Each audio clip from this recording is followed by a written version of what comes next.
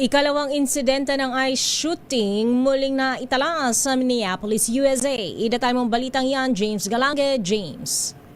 Bistea, panibagong ang insidente na naman ng pamamaril mula sa mga opisyal ng U.S. Immigration and Customs Enforcement o ICE sa Minneapolis ang naitala, kung saan isang 37 anyos na lalaki ang ngayon naman naging biktima. Kung saan pinaputakan umano ng ICE agents ang lalaki ng 10 beses na depensa ni U.S. President Donald Trump, ginawa lamang daw ito na bilang self-defense ng mga opisyal. Ngunit ayon naman sa mga nakasaksi at ang ilang international media, wala naman daw umanong bit-bit na numang armas ng lalaki at tahasan lamang siyang binaril ng mga opisyal. Ito na ang ikalawang insidente ng ICE shooting sa Minneapolis, kung saan magugulit ang isang babae rin ng pinaril ng ICE noong January 7 na naging siya ng malawakang kilos protesta laban sa pinalaking operasyon ng ahensya sa nasabing estado. Ito si James Galange ng DZRH TV, una sa Pilipinas, una sa Pilipino.